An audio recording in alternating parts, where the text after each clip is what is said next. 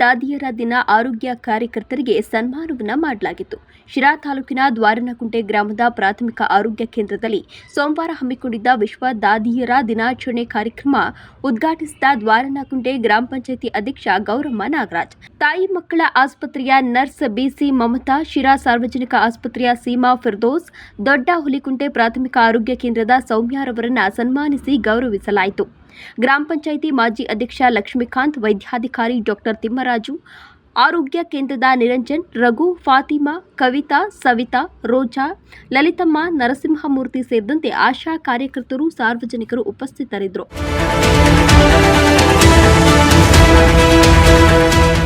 Florence Nightingale ರವರ ಜನ್ಮದಿನ. Modern nursing founder ಅಂತಲೇ ಕರೀತಾರೆ ಅವ್ರನ್ನ.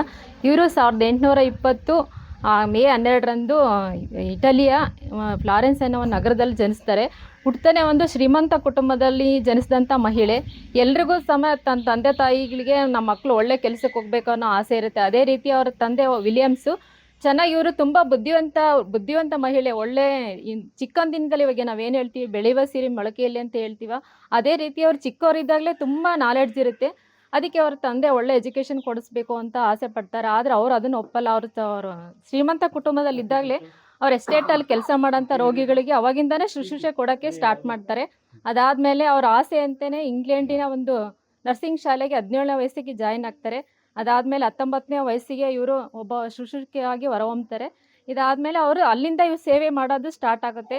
1853ರಲ್ಲಿ ಬ್ರಿಟನ್ ಮತ್ತು ರಷ್ಯಾದ ಮಧ್ಯೆ ಒಂದು ಕ್ರಿಮಿಯನ್ ಯುದ್ಧ ಸ್ಟಾರ್ಟ್ ಆಗುತ್ತೆ.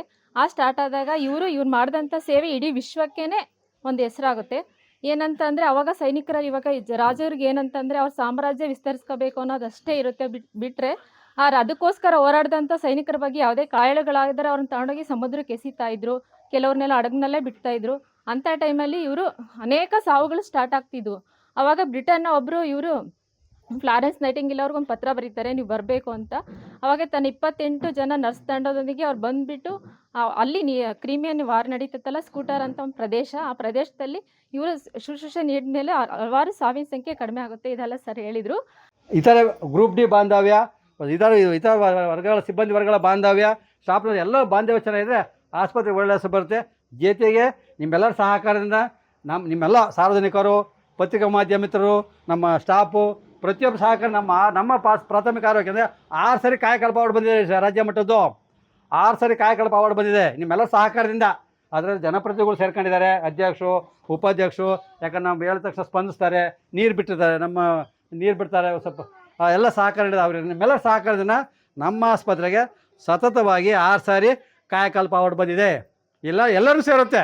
ಬರೀ ಡಾಕ್ಟ್ರ್ ಒಬ್ಬರು ಕಷ್ಟಪಟ್ಟಾಗಲ್ಲ, ನಮ್ಮ ಸ್ಟಾಫ್ ಒಬ್ಬರು ಕಷ್ಟಪಟ್ಟಾಗಲ್ಲ, ನಮ್ಮ ರೋಗ ಒಬ್ಬರೇ ಕಷ್ಟಪಟ್ಟರಾಗಲ್ಲ, ಪ್ರತಿಯೊಬ್ಬರು ಸೇರ್ಕೊಂಡ್ರಾಗುತ್ತೆ. ಆದರೆ ಸಾರ್ವಜನಿಕ ಗೊತ್ತು.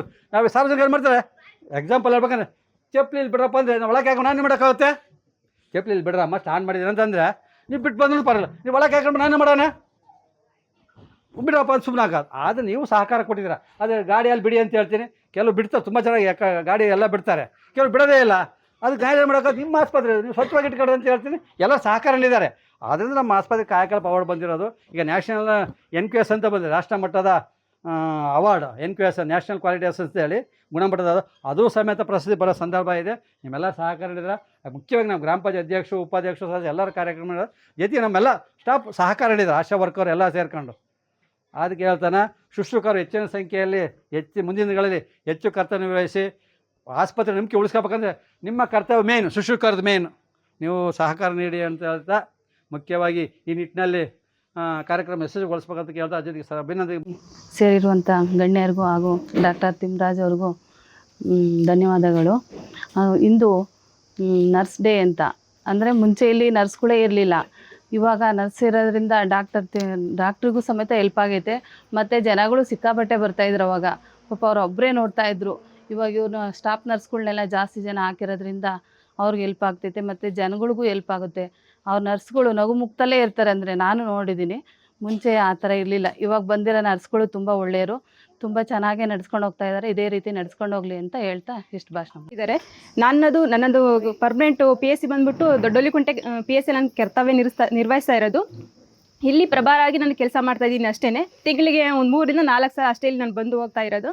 ಆದರೆ ನಾನು ಮಾಡ್ತಕ್ಕಂಥ ಕೆಲಸವನ್ನು ಸರ್ ಅವರು ಗುರುತಿಸಿ ಇವತ್ತಿನ ದಿನ ನನಗೆ ಸನ್ಮಾನ ಕಾರ್ಯಕ್ರಮ ಹಮ್ಮಿಕೊಂಡಿದ್ದಾರೆ. ನನಗೆ ತುಂಬ ಖುಷಿ ವಿಚಾರ ಇದು.